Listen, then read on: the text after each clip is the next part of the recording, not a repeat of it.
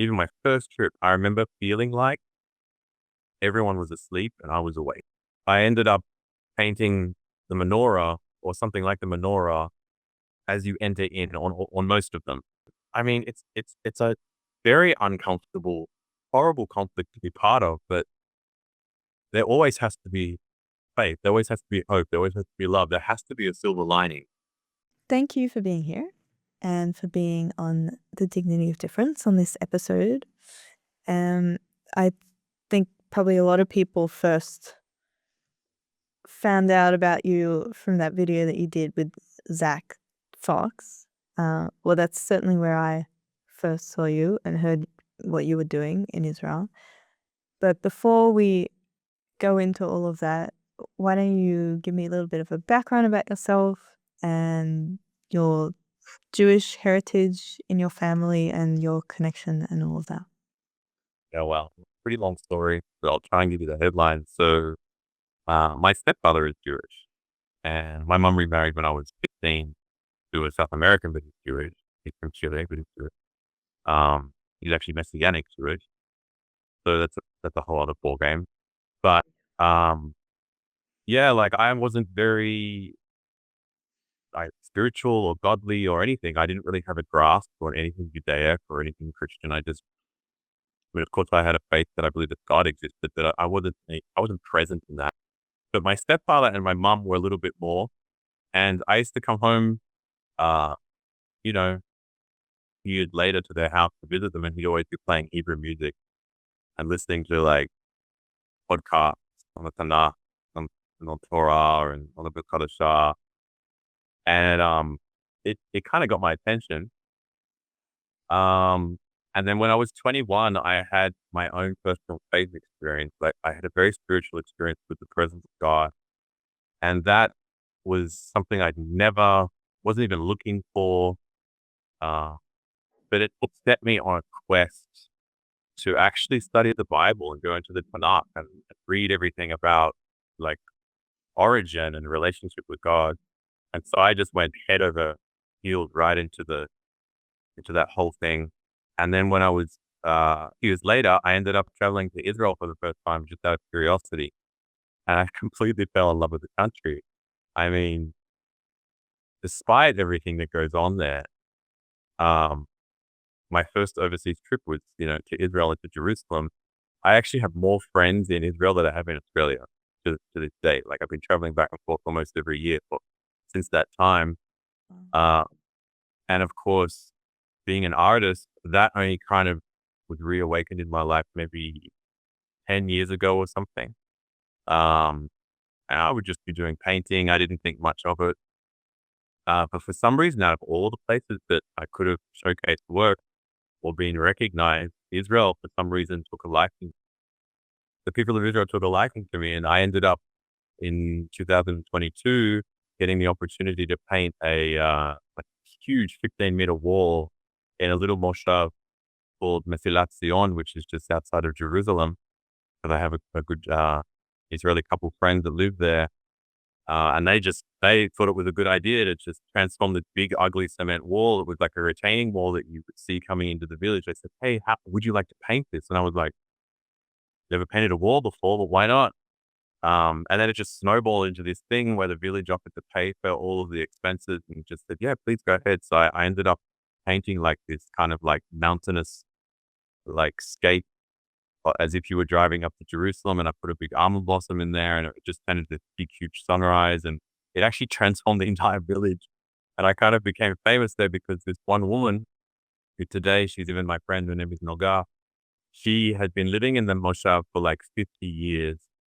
And Mesilat Zion is actually, it's mainly a Cochin Indian Jewish village. So that also kind of blew my mind because in Australia we have Indians, but they're not Jewish. Oh, They're yeah. Hindu. So my paradigm of looking at Indian people that were speaking fluent Hebrew and, Mm. doing Shabbat and going to the synagogue and the shul Yeah.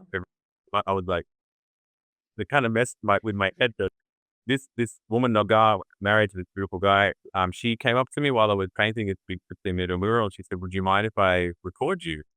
And I said, yeah, sure, no problem. Didn't think anything of it. And then later on, she kept coming and recording with those old cord cameras. And she said, would you mind if I interview you? And I was like, sure, no problem. So we did this little like video for about 6 or 7 minutes long. And she put it on YouTube and it was titled in Hebrew.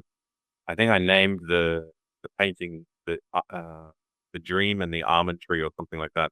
Anyway, that went viral, and then a bunch of Israeli news through columns picked it up and actually published the story without even interviewing me. Freeze fire.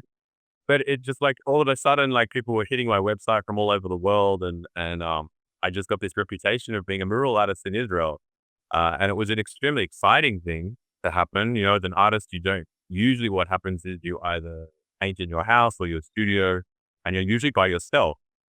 Um, Yeah. and then, you know, if you want to invest in an exhibition, you have to usually invest a lot of money. You have to pay a lot of, entry fees and rent and all this type of stuff. And then you're lucky if you sell anything, depending on how you get yourself out there. So this is another aspect of doing public art. And this is something I absolutely love about the Israeli spirit is that in the country of Israel, all different like groups of people there, they really honor the arts. And so I had people like, screeching their carts to a halt and getting out and being, tzedakah ba'alakah, like, come on. Like everyone was so warm and inviting and celebrating this process of doing public art with me. And they all kind of got involved. I even had some kids come along and help with little things and things like that. And so just that, I don't know, the whole experience. Then obviously everyone in Israel, they talked to people, and then I had more opportunities. The next following year, I came back twice, and I did a huge mural for a guy who runs a place called the DAHLIA Return Center, Chaim Melspin. He's a really good friend of mine, and he helps people when they make Aliyah to Israel to immigrate and gives them free board and clothes and Hebrew lessons and everything. And I did this. He asked me to paint a huge mural of the parting of the Red Sea, which is down in Bethsaida outside their office. So I did that. Again, it took me like another month. And yeah, just like bits and pieces. So that kind of was the runway of me getting into doing public art in Israel. Um, yeah, and that is where I kind of left off to start off with this, where we're going to go into the discussion about the bombshell. Yeah.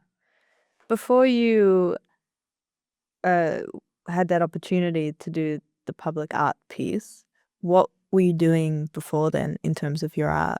And what's your sort of artistic training, if any, or yeah. Dahlia, this is so crazy. Like, um, I've never studied art in my life. I mean, when you're in high school or something, you're required to do certain units of art. So I've done like that, like everybody else. And I think I majored in visual arts and ceramics in my, year 12 pieces. But to me, it was always just like a way of escape. I didn't really like school very much.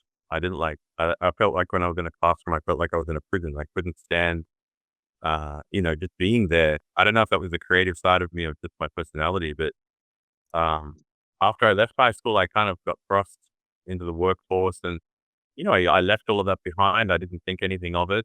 Um, and then, yeah, like I said, about 10 years ago, I had somebody have a discussion with me and ask me what my gift was in life. And for some reason, I just said to them that I'm an artist, even though I hadn't painted anything for like 10 or 15 years. And they asked me to paint something for them. And I said yes, because they said, look, we'll pay you. I was okay. So I ended up just doing painting. I went and bought canvas and paints, and I just sat at home in my little apartment. No one could see. And I spent an entire year investing in this painting. I was working solid on the other side, like full hours in a week. And so I had these tiny little windows to invest in this painting, which I promised this person. But while I was actually painting, I remember feeling this incredible awakening and like this pleasure of just like, why haven't I been doing this? I felt like this is what I was made for. So I made like a bit of a risky decision to continue to paint. And I had a few sales, I had a few commissions. People, when people see your work, they're like, oh, can I have that?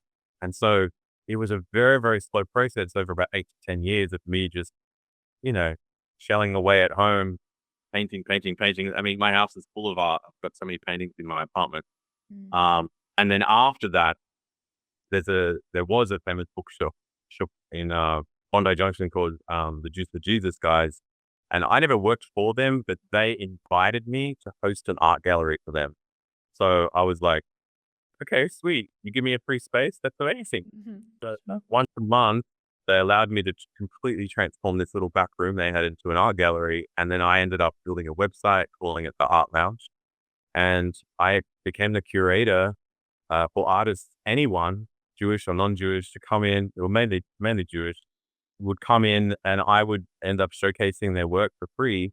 And we'd just, put on a big spread, wine and cheese and everything, invite the entire neighborhood, whoever wants to come. And so I did that for about maybe 2 years alongside also my art. So I kind of fell into this.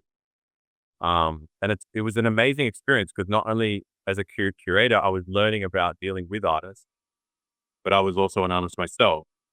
And so I've kind of just been juggling all this stuff really lightly.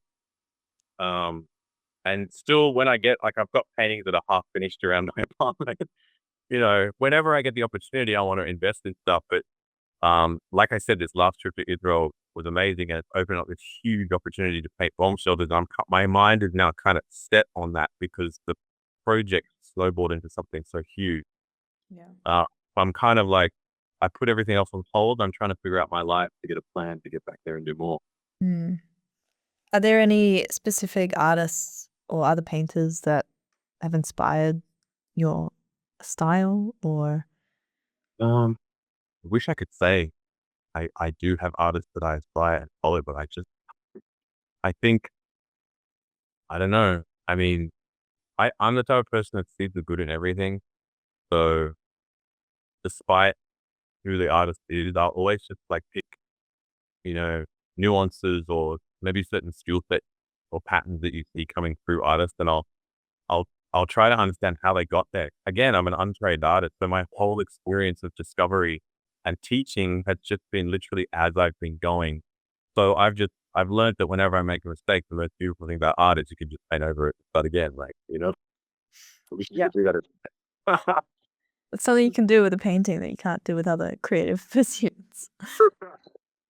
Uh, yeah, so you've been to Israel a number of times then, so it wasn't really a new experience or introduction to new culture for you. Well, I mean, yeah, so, like, I've been traveling here since 2005, so that's, like, almost 20 years. So, as far as culture is concerned, yeah, no, the difference between East and West cultures, I got over that a long time ago. I actually enjoy it. I like how in Israel everything is kind of on steroids, so to speak. You know what I mean? And Middle Eastern culture is completely polar opposite to Westernized culture, especially Australian culture. I mean, we still have a very relaxed attitude here, Yes. and Israelis also kind of can have a relaxed attitude, like the warm and tender side, but then there's an intensity to getting like done, and then to just pushing everything to the max. Um, and then of course, the circular way of doing family and just pulling people into your life that you just meet immediately, like everyone in the Middle East just pulls you to the dinner table, pulls you into the family room, and like there's like a magnetic kind of thing that goes on there, which I'm really fond of because you just it's not like the West in Australia. It's not like we don't have that here. Like people are lovely and merciful and kind and everything. But I think that because we were kind of colonized by England, we kind of have the cultural subconscious traits of like you kind of have to get past a few layers that you got to pull Yeah. down some walls before people will really let you in. Mm. And it's not an intentional thing, but it's like I don't know what it's like in Israel. They everyone's skeptical because of the heightened security issues. But then as soon as people see that you're for you, it's like you're instant family. Yeah. Yeah, and I love that. So yeah, like I'm not really the culture was fine for me, but only in the last couple of trips, like maybe the last 3 or 4 years, did I really get exposed to the warfare. Even though I've seen it from afar and I've maybe had minor issues. I mean, I was there during October 7th. Um, and so that's like an ongoing roller coaster. Like we're all kind of in this together.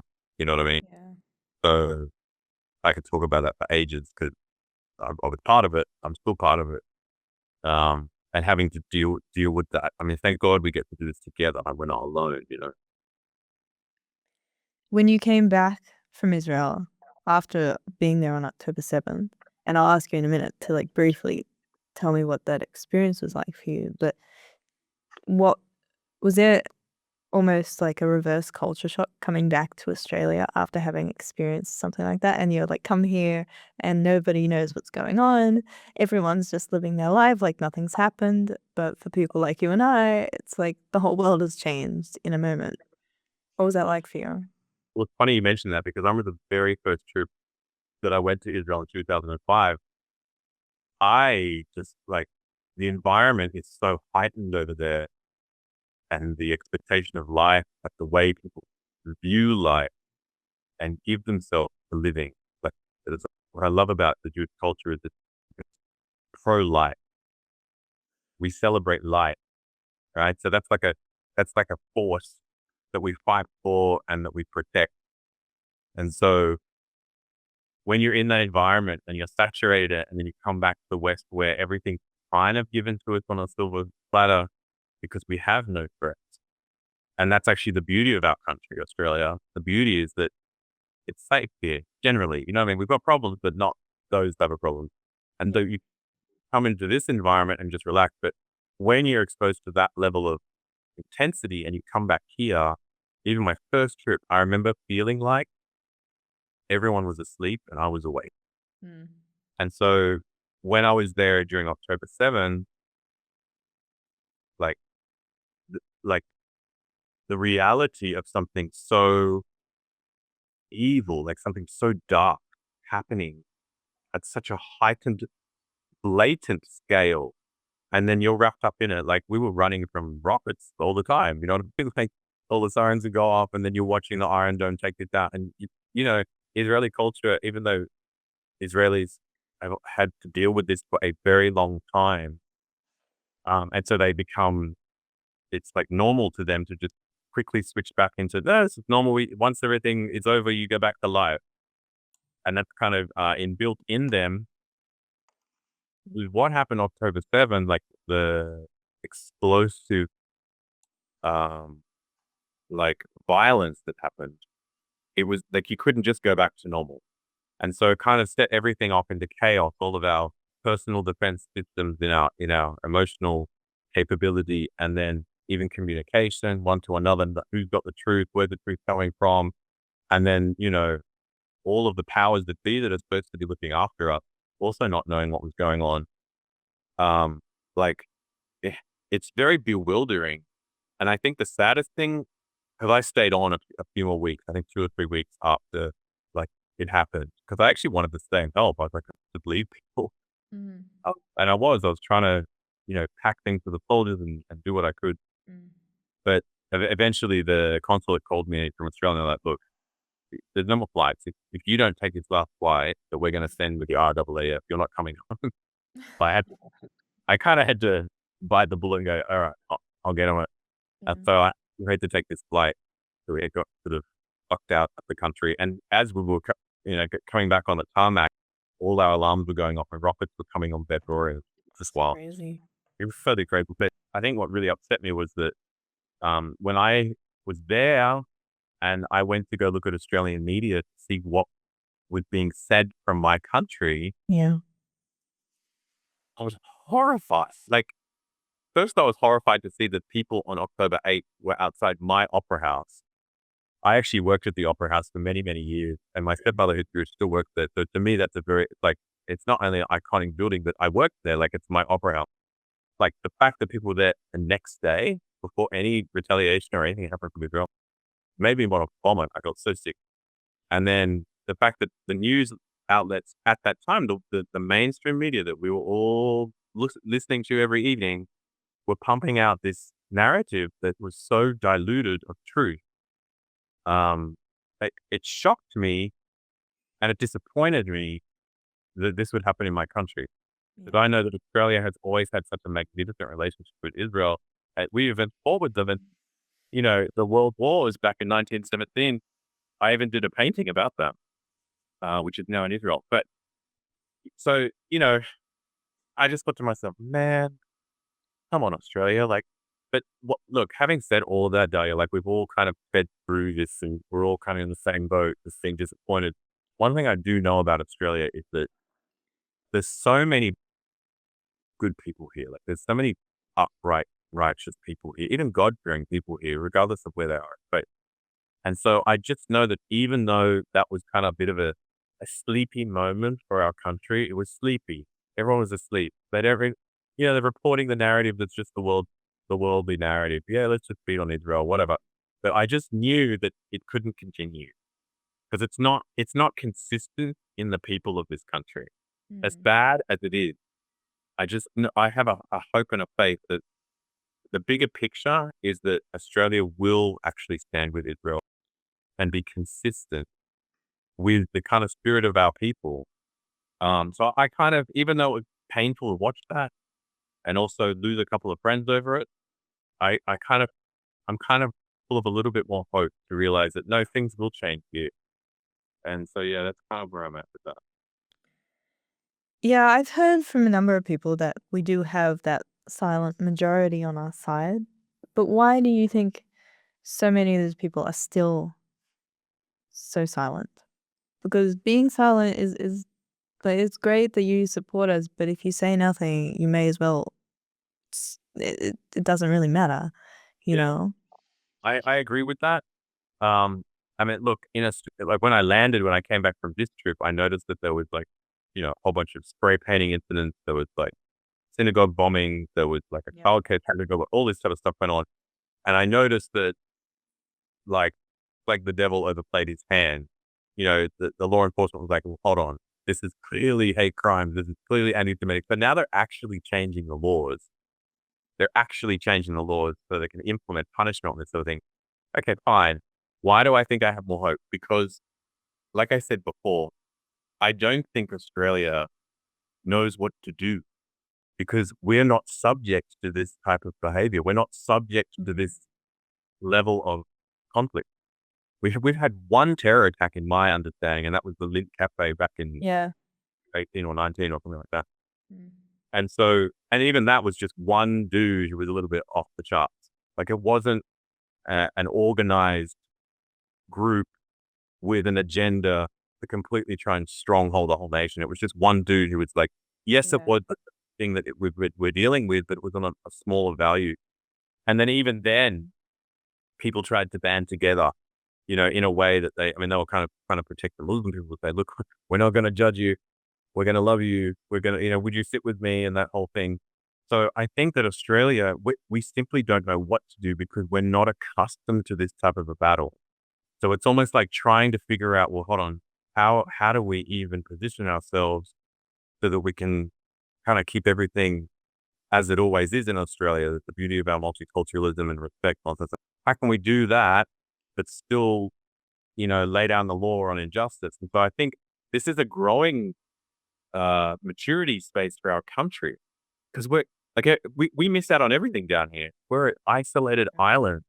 And that's like I said, that's the beauty of this place. It's kind of like a good kept secret. So I'm willing to kind of give my country a little bit of grace Mm. to apprehend what is actually happening. And then, let's see something done. I don't believe in being passive because even you and I know what's going on because we're probably more connected and we've been doing this we've been exposed to this for a long time. So we're like, Yeah. hey, come on, wake up. Mhm. But the rest of this country, if you sit down with people and speak with them, most of them would say, "Yeah, well, like I agree that we should be taking down terrorism and dismantling other stuff. I don't want this in my country." Yeah. But when they're not subject to it on a face to face value, and so that's where the apprehension is. And so, look, doing podcasts like this, uh, speaking about these things and giving it airtime and educating people, like I think this is what we need to be doing more and more and more as Australians Yeah. and kind of showcasing the panoramic picture so that people can actually be educated. Like I have so many people who I used to work with because I was in hospitality for many, many years, who Mm. all my friends on social media, who a lot of them has just turned on me and at just like the whole pro-Palestinian narrative. And I'm like, Yeah. you've never been to the country. You don't know any Jewish people, Israeli people, or Palestinians. And all of a sudden, you're crucifying me but I've been living in the country. Like, I've literally been living there. Yeah. And then all of a sudden, I'm like, so to me, I'm like, there's so many battles going on, and this illogical thing of dealing with people who just get hooked into this weird narrative. It's almost like a bewitchment. Like, we're dealing with something that's, I think, spiritual. It's like a bewitchment because the people, like, I worked for some of them for like 10 years, and they were my friends. We'd talk about everything. We'd do life together, and all of a sudden something triggers, and that, like, I've become a devil, and I'm like, "What the heck?" Yeah. So, I've had to kinda let a few of those people go and go, "Well, look, I love you, and I'm always gonna be here for you, but, like, you've got nothing, you're ranting and raving with no foundation of what you're talking about. At some point, there's gonna be a it's gonna hit head on for you."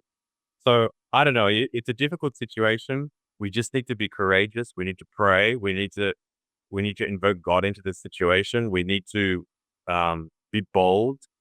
It's still very important that we don't fight anger with anger. We've got to be patient. Like, we're really testing our muscles in this season, you know? Hmm. Yeah. What always amazes me with those interactions is how quickly people are able to turn, Mm, and it's like it doesn't matter what you say. Like, there's nothing you could say. Like, mm, they don't even wanna engage.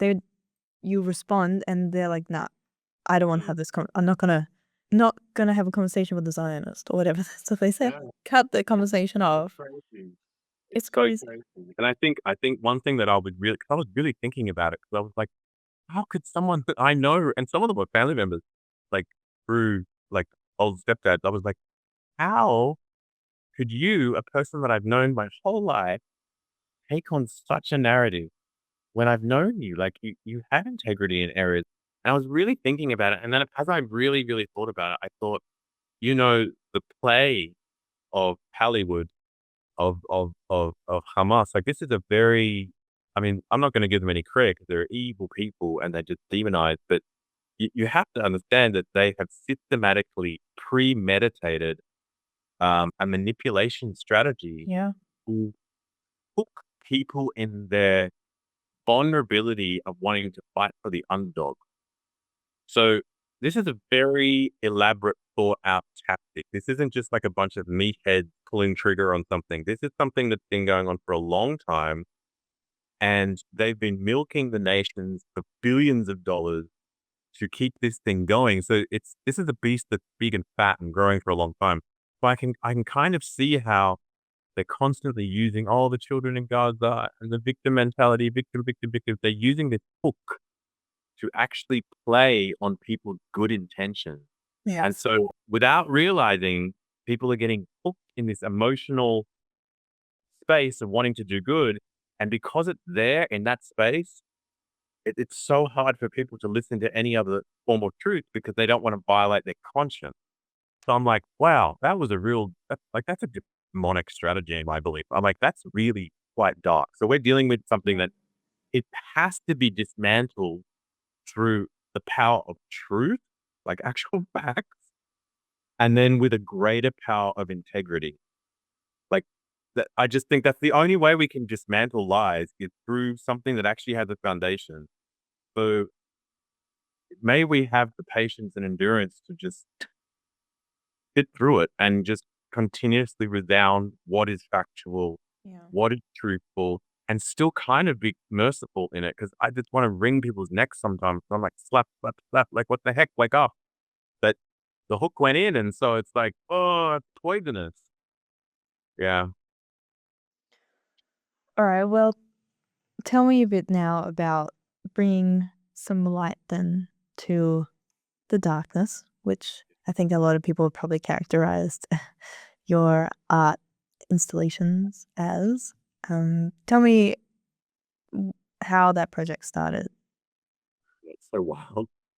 So, this last trip to Israel, 2024, I wasn't gonna go. I was gonna go this year, and I was actually planning to move there for a couple of years to study Hebrew, and I still might do that. But, so I wasn't gonna go, and then all of a sudden, just before the Feast of Tabernacles or Sukkot, I decided, I thought, "You know what? Everyone is still in the war. I'm watching everything from a distance. I feel like things are unresolved. I feel like my friends and family need me." And I also kind of want to be a bit of a light because I'm kind of tired of all this other stuff. So I just made a last minute decision to book a ticket, like a real cheap ticket. Didn't save up money to go really. I actually had an Israeli friend that was living in my apartment while I was gone for a few weeks. And I just said, look, I'm going to go for about 15, 20 days and then, do the rounds, see everybody. Um, and then I'll come home and then I'll plan a big trip for this year. And when I went over there, sure enough, I did that. I invested, I saw people, I encouraged people, I loved on everyone. I got more updates of what was really happening on the ground over there. You know what I mean?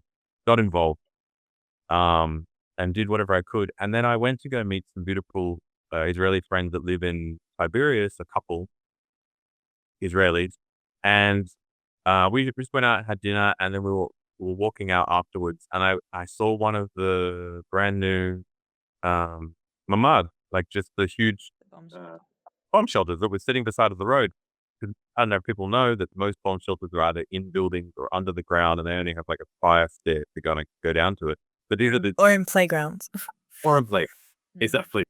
So these are these new big installations. It's just like a big cube or like rectangle thing that's put on the side of the road, and they've got them dotted around all over the place so that people can quickly run in there when signs go off if they're not close to a shelter, like a real shelter. And when 'Cause I saw it, they built a whole lot of them after October 7th, right? All over the country, didn't they? I'm not too sure where they got them from, but like they weren't there when I was there before.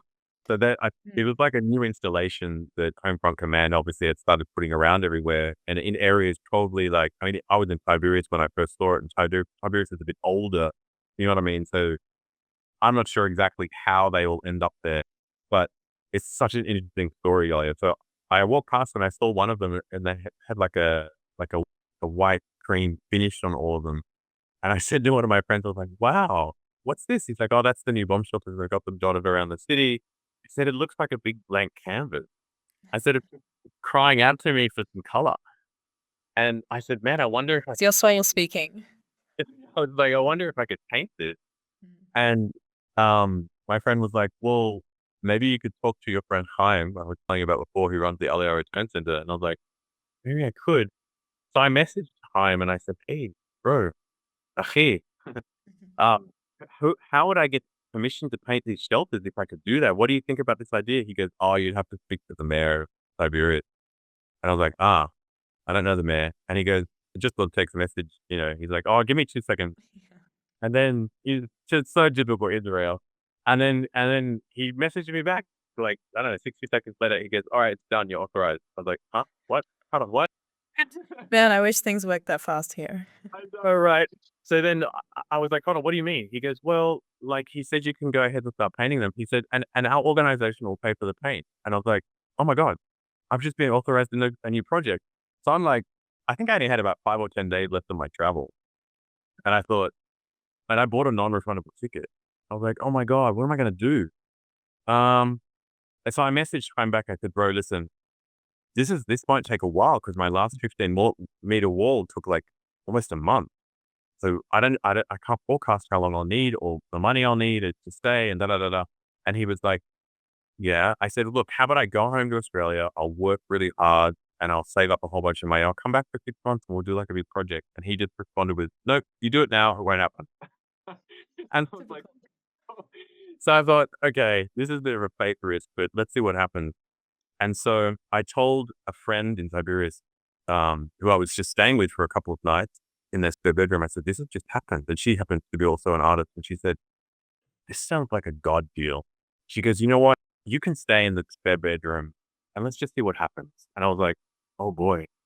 Um, okay. So I messaged my travel agent, who actually is a friend of a friend who lives in uh, America in the States. And she's a Christian and she travels to Israel all the time. And I messaged her and I said, "Hey, how much would it cost to actually change the ticket?" And she was like, "Why? You know it's non-refundable." And I said, "Well, this situation's popped up for me to maybe paint some bomb shelters, and I'm thinking of maybe staying. And how much would it be?" I think I only had about $1,000 left of my spending money. And she goes, "It'll cost you about $800 to change." I was like, "Ooh, that's kind of like Yeah. a ticket." You know what I mean? Like usually it's Yeah. 150 bucks. And so I was like, "Okay, let me think about it." Anyway, within like 24 hours, she messages me back and she was like, "Justin, me and my husband have just been praying about this and praying for you." And she said, "We travel to Israel all the time and we were actually helping clean some of the bomb shelters in Spud in the north. We really like the idea of this and we think it's a God deal. We will pay your change ticket." And I was like, Wow. "What?" So they paid like most of the change ticket. I was like, "This is unbelievable." So I just took a full out blind faith risk and said, "Okay." And I pushed it forward to like, I think it was 3 weeks or something. Because I thought to myself, "I've got to get home." Like I got someone who has to pay my rent and my Israeli friend was moving out soon and da da da, all this type of stuff. Anyway, it's a long, long story, but basically what happened was that I ended up having to change my ticket 3 times, Mm. and every single time I needed to change it, other people paid Wow. because they were like, "This is God, you've got to stay." And it was all random people that just paid. Um, Amazing. and so, yeah, I ended up getting from the DAHLIA Return Center all of the paint. We went and he bought all of the paint. And so I started the first project, and this was the one on Hagalil Street in Tiberias, which is one of the main strips coming out of the city, right in front of the old entry walls of Tiberias. And I spent 3 weeks there every day, like just painting, painting, painting. I don't know if you've seen any of the pictures, but this one has got like a big prayer talit and a Mm. no and it has like the Sea of Galilee. It Yeah. was an amazing joy to do, and it literally changed the whole street. Like I had everybody stopping off during the day, giving me food, giving me drinks, giving me telephone numbers. I think I made about 10 different jobs. People asking me to go paint yeshivas, paint the synagogue, paint their children's bedroom, paint a Yeah. wall. It was just like, it just exploded down there. It exploded. And of course, being on a tourist visa, I couldn't work. So I couldn't take all of these jobs. They're still waiting for me. Yeah. It just all these relationships opened up, and so I was in all the different houses eating dinner, and it was just like a crazy, awesome experience of being able to showcase what art does in a public space. Mm. And on top of that, I had so many beautiful moments with people who were so traumatized. Like I had one woman called Noah, and she was someone who lived in Kiryat Shmona, like way up north, and they had to get all evacuated. And I was there painting away, and then I started talking to 2 Filipino ladies that were working in the hotels, and I was talking English to them, and then I hear this person scream out from the other side of the street, and she was like, um, she goes, "You are my angel, the champion of Tiberias." And a woman's running across the road, and she's like, "This is amazing." And she said it all in Hebrew, but then she heard me speak English, and she was like, "Oh, you speak English? Where are you from?" And I said, "Oh, I'm from Australia." She's like, "Oh my God." And we started talking and she was like tearing up and she's like, "Why did you come all the way in the middle of a war to come and support us?" And I was like, "Of course, it's what else can I do, you know?" So she was telling me how like how this impacted her because her whole house got blown up. She said her neighbor had died and she was living in hotels in Tiberias because they all got evacuated. Like Yeah. 90,000 people or something, all filled with the hotel. Mm. And then I had like person after person after person come past and just say, like, just hold their heart and say, what you're doing is changing the atmosphere, or what you're doing is lifting our spirits, or like people crying and just holding me, or um, just to be there and kind of say, you're not alone. Like, like we love you. Like you're not alone. Israel, you're not alone. Jewish community, you're not alone. Like it's such a lie. You're not alone. Like that is the truth from heaven. That is the truth from heaven. Where there are more for us than against us. And I said that with all integrity. And I just saw how, like, my tiny little gift of art, with unstudied, untrained artists, and here I am, and I felt like God from heaven just breathed on this, and was like speaking to me and to everyone around us to kind of go, look up, remember who I am. And so it was just a powerful snowball of this continuous thing that went on for like almost a month with this first shelter. And then after that, the lady that happened to say that I could stay with her and her family up in Tiberias, her daughter actually runs a really beautiful NGO up in Sput, which is one of the northern cities, and they were getting hammered because they've got like a base up there and they've got a military base and it's really high. So Yeah. all of the terrorists from Hezbollah were firing on them like 3 times a day. Mm. But during COVID, before October 7th, this woman who I was staying with, her daughter, Shayna, who runs, it's a Jewish organization called Sparks of Life, started to raise money to actually put in more bomb shelters in Spud because for some reason, Homefront Command or whoever didn't put them in. So they didn't have any near school. They didn't have any near daycare. They didn't have any near play centers. Like, could you imagine? You have Yeah. 30 seconds to do this, get on the ground and do this. Yeah. Children. Yeah. So she raised and she got over, Shayna has over 50, it's probably over 60 now, bomb shelters that she got implemented and planted all around the spots in the area. Mm. So apparently, even though I was staying with her mother, somebody found my information because I signed the one in Tiberias with my website. Someone got my details and sent it to Shayna, and she was about to call me, but then me and her mother went to visit her. And so she heard about me. She goes, "You're the guy in Tiberias saying what?" And I was like, "Yeah." She's like, "I've got like 50 of them. Will you paint them for me?" And I was like, "Of course." So we ended up, it just exploded to this thing. I mean, I was like, "Oh my God, what am I gonna do?" So she kind of collaborated with me and she had other artists that she wanted to showcase with the whole project as well. But I was kind of like the main one. And so, yeah, I ended up making this trip all the way up to Scott and I ended up painting one outside of a play center. I Mm. ended up painting 3 inside an Orthodox school, where they actually had a whole, synagogue come over from New York to dedicate one of them to a baby that had died. I'm not too sure how the baby died. It could have been a terror attack, but I ended up painting them with and getting them to actually be involved in the process of painting, which is very Yeah. cool. And then I did another one in a skate park, which was right up the top, and to me, it was one of my favorites because I did it like a stardust kinda galactic scene, kinda cool. I'd never used spray paint like that before. It was really fun. I might do it again. But so I managed with the time that I had left and with me changing them my flights 3 times and staying with all these different people and just being crazy in the nation, I ended up painting 6 of them all up. And so eventually my tourist visa running out. Everyone's like, "Stay, stay, stay." I'm like, "My visas are running out Yeah. and I'm also out of cash." So I came back to Australia and so now we're trying to figure out like a ballpark picture, like how could I get back there as an artist?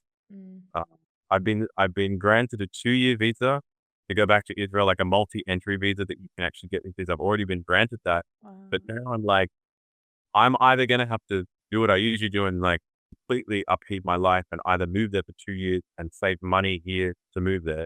or find like someone who wants to sponsor me as an artist financially to be there for 2 years, which in Israel is very expensive, but like Yes. that's like, you know, 1,200-1,300 a week to be sponsoring someone. That's a lot of money. So I'm like, I don't know what I'm gonna do, but this thing has been put at my feet, and I'm more than happy to invest time in it as an artist because I've seen the impact of it. And you don't get opportunities like this to be. I mean, look, there's so many more um pertinent things that need to happen in Israel to help people. Like there's a lot of suffering there. There's PTSD. If I could do something else to help, I would do it. But for some reason, this is my gift and this is my starting point. So I've kind of just said to the people and the God, I'm like, if you want me to do this, I will do this. If it's gonna help. I mean, one thing that I have seen, which is super powerful, and I'm very thankful, is that painting the shelters completely destroys the stigma and the fear of running into something that kind of has trauma of death on it. Yeah. One thing I saw that I thought was like, you know what, that's worth it because even the kids, they're playing around those play centers, and imagine the sirens go off. That's traumatizing enough. Imagine running into a big, ugly, scary, dark bomb shelter. Like that's Mm. scary. That Yeah. causes trauma. That causes things that you deal with for the rest of your life. So being able to kind of unmask that and put a silver lining on it, it doesn't seem very weighty, but it kind of is in retrospect. So that's kind of where I'm at. I'm like, I really want to invest in this because I can see it's powerful and it is lifting the heart of people. It's reminding them to stay in faith. It's reminding them that, you know what, even though you are fighting a really big devil right now, it doesn't have to be as big as God, it's bigger. Like, there has to be a silver lining on this. So that's kind of where I'm at. That's kind of where I'm aiming. I really would love to invest more in this, and my whole life's been turned upside down with it, but, you know, just roll with it, you know? Yeah. So how many have you actually painted then in total? Jigsaw love. 6. Yeah. Do you just do you just paint the outside or do you paint the inside as well? So what I ended up doing is, I mean, most of them when you go inside, it's quite dark, so you can't see Yeah. anything. So I'll paint, like, the entranceway and then kind of fade it off. So that from the outside, it looks like it goes all the way in. Yeah. And then one of the things that just managed to happen, I didn't plan this, like, actually every single one I painted, I had no preconceived thought or a plan. I just was like, "I'm gonna paint spontaneously." And ideas would come to me as I was painting, which I thought was, as a creative, that's like a super cool process, and very liberating and kind of scary. But I ended up painting the menorah or something like the menorah as you enter in on most of them. On Mm. the outside one, not the school, but they had, like, big doors. But the ones that were just, like, the big concrete things that you walk into, I ended up it's like it became like a signature and like a theme, like, that's the light of God, that's the light of the Torah, that's the light of the word of God, that's the light of the Mashiach, that's the light of heaven. I thought, what better thing to and it's also the symbol and emblem of the nation of Israel, the menorah. But Yeah. but what better thing to remind ourselves is it's the most important truth right now, you know? So, I mean, even on the first shelter that we painted, or I painted, I had another friend come and help me with the Hebrew lettering, and I wrote in Hebrew one of the Psalms of David where he wrote, I think it's Psalm 16:1, and in English it translates and says, um, "Preserve me, O God, for you are my shelter." So Mm. I wrote that in Hebrew because it's like changing the mentality of like, and there's a prayer talit over the entranceway. So it's like people are kind of running into his presence. At the end of the day, he's the one that protects everybody, provided we're conscious of that, like, so there's all of those little nuances that I really, I've seen the difference, but I pray that the impact will be indelible. Like, we shouldn't have to live with this rubbish trauma just because there's a bunch of people that they're deluded themselves. I mean, they've been brainwashed themselves. They're still human, but wow. So, I mean, it's a very uncomfortable, horrible conflict to be part of, but there always has to be faith. There always has to be hope. There always has to be love. There has to be a silver lining. Life always wins, you know? Yeah. Well, I agree. I think it is a beautiful thing that you're doing, and it definitely is, I'm sure, healing some of the trauma, especially where there's the kids in schools and things like that. It's important for them to not grow up. I mean, they have to grow up in an environment that's at constant state of war. So anything you can do to alleviate some of that trauma is definitely a life mission that's worth doing. So Absolutely. yeah, definitely a noble effort, and you should definitely find a way to get back there and keep doing whatever you're doing because yeah, you're changing lives, and that's an amazing thing. So I like to finish all of my interviews by going to music, which is my passion. And I like to ask my guests to suggest a song that I can play at the end of the show that is either in, if you speak a different language, it's like in your native tongue, or a song that has significance to you that you think people should hear that they might not know.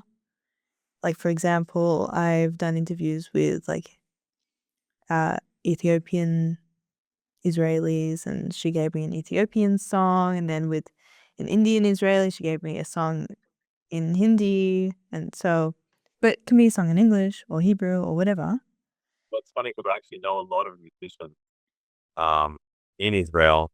One of my friends, her name is Shai Soul, and she's a very well-known musician. She has a band called Mecca Team, and also she's a solo artist.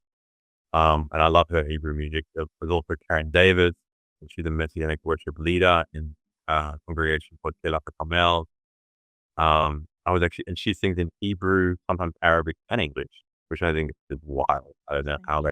they do that. I'd love to put Karen's music on actually. I don't know if you can find it, but she has a really lovely song called Ana Adonai, like Hear our Lord.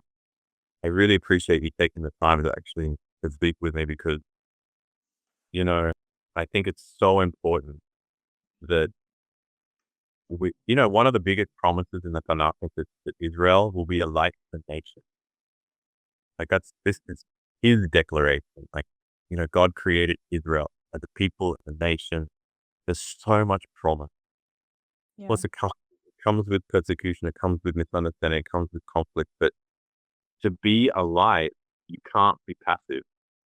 Exactly. I think often we forget that we have to be that light. We have to actively be that light for there to be that light. It doesn't just happen. Yeah. That's just the way it is. Um, so I mean, these type of interviews, these type of discussions, just totally transparent, like just being real and not pushing an agenda and just like being the light is so much more effective than we think. Sometimes we don't see the fruit of it till ages down the line. So Yeah. like, I just want to commend you for actually creating space and doing it. Like, keep going because we need to continue doing this. I try to do as much as I possibly can on social media and especially in my relationships with people, Mm. but keep going because it's very important. Yeah. I wrote an article recently. Actually, you might be able to find it. It's in the Jewish Report in Melbourne and Sydney.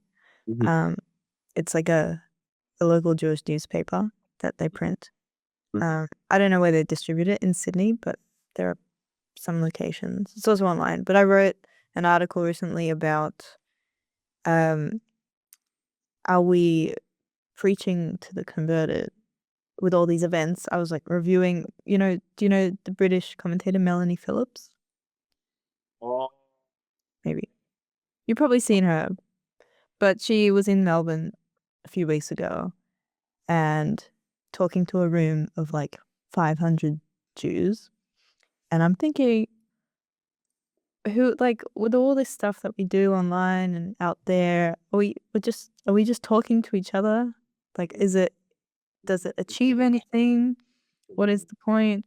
But then I realized that there are two purposes, like there are two audiences that we target. Like you're trying to share the truth with the rest of the world that's just caught up in this propaganda war.